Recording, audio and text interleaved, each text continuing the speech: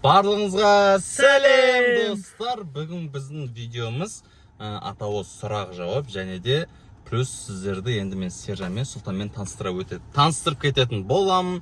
Бұлар қай жылғы қыздар бар ма, не жұмыс істейді, барлығын білесіздер. Сосын келесіде осы видеоның астына сұрақтарыңыз жазыңыздар. Біз келесі видеода сол сұраққа жауап береміз. Қандай сұрақтар десеңіздер, бастарыңыздан қандай қызық өткен, мектепте не істегенсіздер, қандай жұмыс істегенсіздер деген жақта сұрақтарыңызды қойыңыз. Ал біз қазір видеомызды бастаймыз.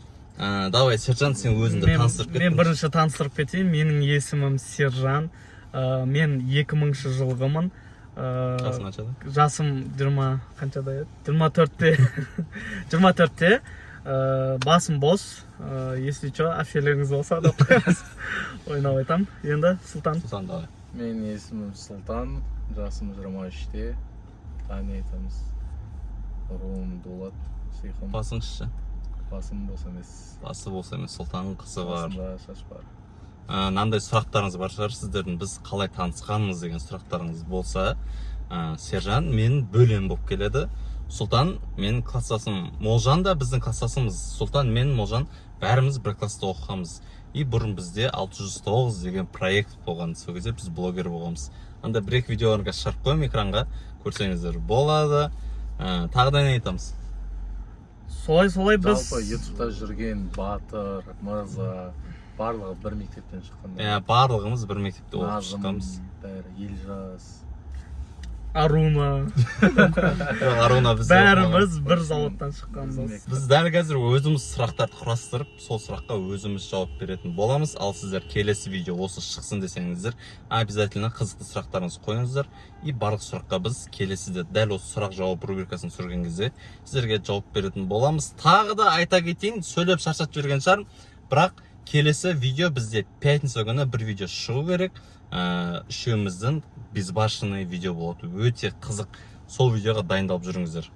Мен сіздерді өзімен таныстырайын. Мен 2002 жылғым, жасым 22-де, 930 мектепте оқығам. И тағы бір нәрсе айтып кетейін. Үшеумізде руымыз Дулат, Дулаттың ішінде Сыйқымбыз біз. Үшеуміз былай айтқанда руласпыз. Басы Бос. Басы даты. О, бос. Бұның басы бос. Әпшелерің болса айттым ғой. Осыны бірінші не істеп жүрейікші. Бойым 182, салмағым 95. Шлеуін ол жағын айтпақ қой. Осы видеоның арасында біз қазір әр жерге баратын боламыз. И арасында қызықты сұрақтарымызды қоямыз. Сен бойың қанша? 182. Менікі 185. Менікі 100. Жоқ, айтпай тұр. Сержан бойын тауып көріңіздер өздеріңіз. Комментарийға жазып кетіңіз. Сержан бойы қанша екен В табыңыздар. душе бірақ 190 спойлер беріп қоя салайық примерно. Ал достар, енді мен сіздерді Сержан мен Сұлтанмен таныстырдым. Дәл қазір мен логический сұрақтар қойып, осы екеуінің білімін тексеретін боламыз. Ар жақта интернеттен таптық. Типа жарысамыз бір біз.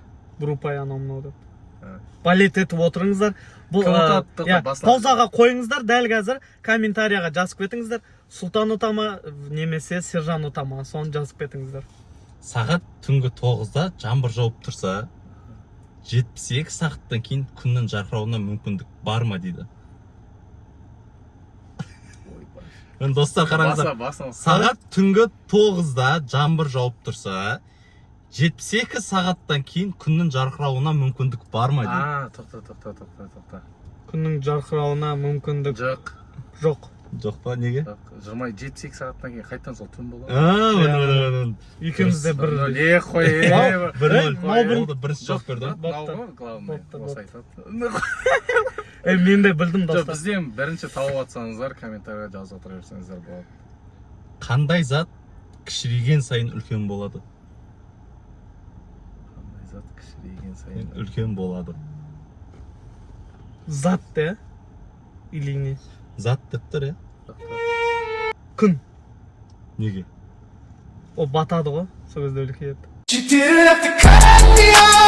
Кішірейген сайын. Оңған сайын 1, 2, 3, 4, 5, 6, 7, 8, 9, 10. Соңғы аттықтарын айтыңдар. Айтам көресіз. Көлеңке. Шұңқыр. Бір үйдің барлық қабырғалары оңтүстікке қарайды. Үйдің жанында қандай аю тұрады дейді.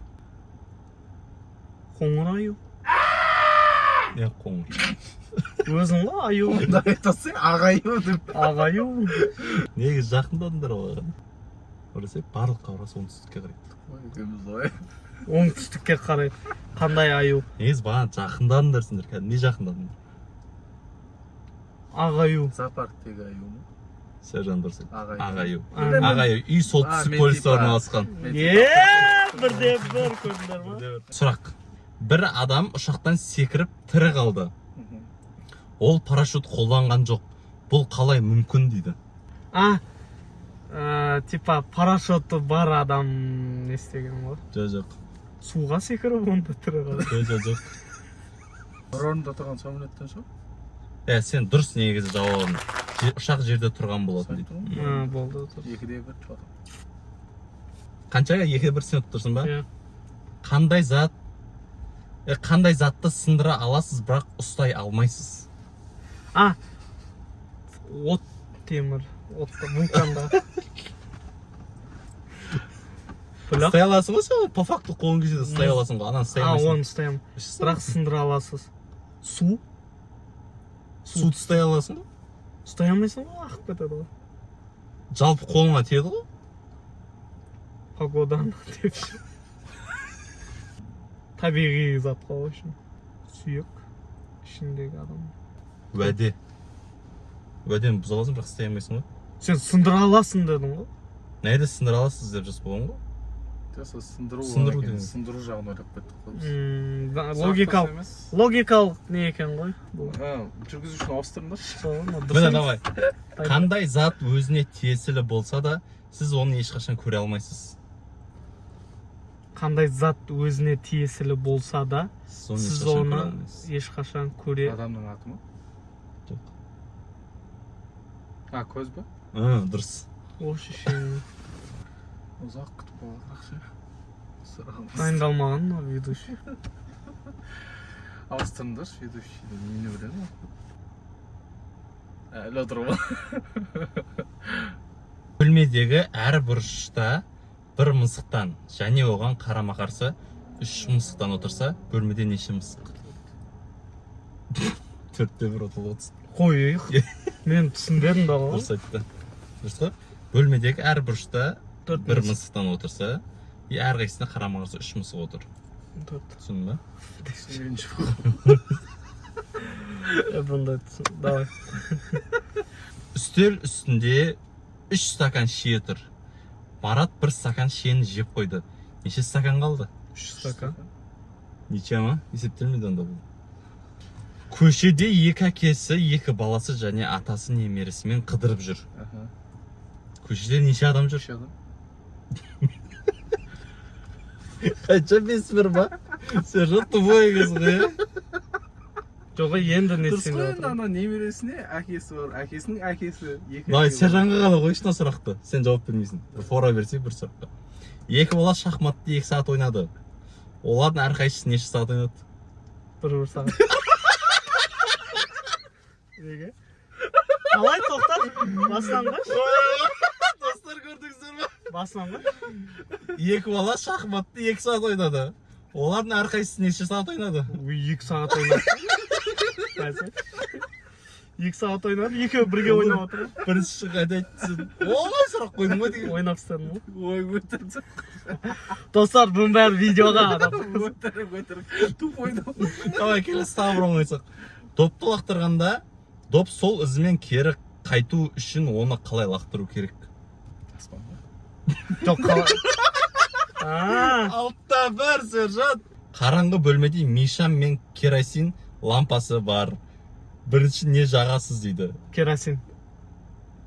Не, кнопканы басам ғой бұлай? Светтің кнопкасы. Дұрыс па? Кнопка деген қасы сондай? Кнопка деген қасы сондай? Құдай біледі. Кнопка ғой? Шырпы шығар? Шырпын. Шырпы деген не? Шырпы деген анау. Шырпы не ғой?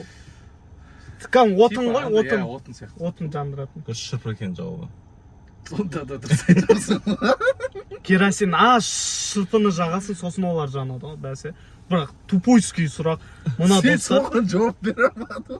Мен тупой емеспін да, умныймын. Қанша өз счет 6 ба? Міне давай. 6-2. Мен жауап бердім ма? қумас же. Қазір жауап бердім ғой мен. Счет па деген жоқсың Бопты. сен? 3 гном бар дейді.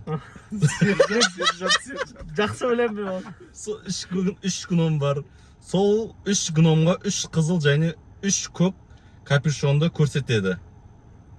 Қараңғыда үшеуіне 2 қызыл және 1 көк капюшонды кигізіп, қалғандарын жасырады.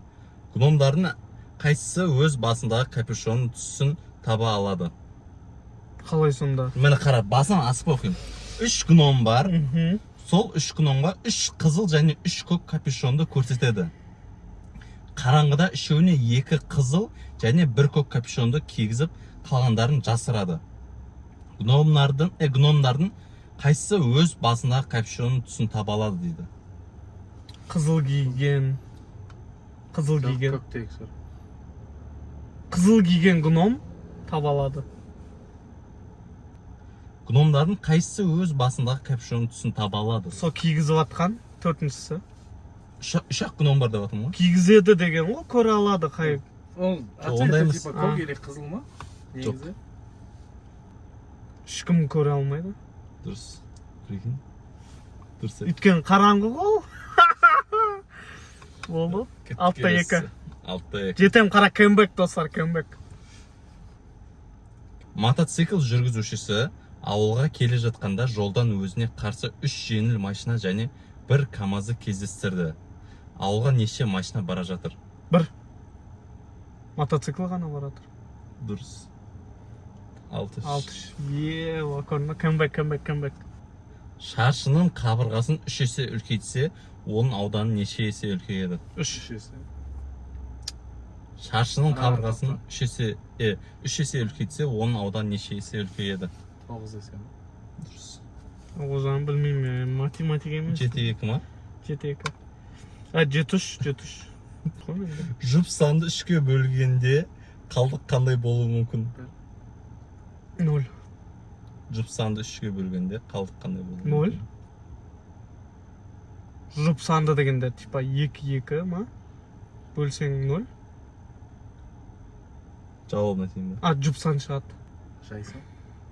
Жайсан деген цифра. Цифра ма? Қалдық дейсің ба, тоқтай тұр. 3 шығады. 3-ке бөлгенде ма, жұп санды? 3-ке бөлгенде 3 шығады. Жоқ. Көршіңе жауап. 1 және 2 деп қойын. Қойшы. 1 және 2. Қанша болды счет вообще? 7-3. 7-3 па? Пока что бізде Сержан победитель болып тұр. Ой, Сұлтан победитель болып тұр. Енді осымен біз видеоны аяқтаймыз. Видео ұнаған болса каналға обязательно тіркеліп кетіңіздер. Айтқанымыздай комментарияға сұрақтар жазуды ұмытпаңыздар. Ал, давайте не дейміз? Не дейміз? Ал достар, бәріңізге сол. Все, короче, достар, енді келесі видеоны обязательно күтіңіздер. Өйткені келесі видеода біз кәдімгі масштабный, қызық заданиялар жасап видео түсіретін боламыз. Соған дайын болыңыздар. Всем пока!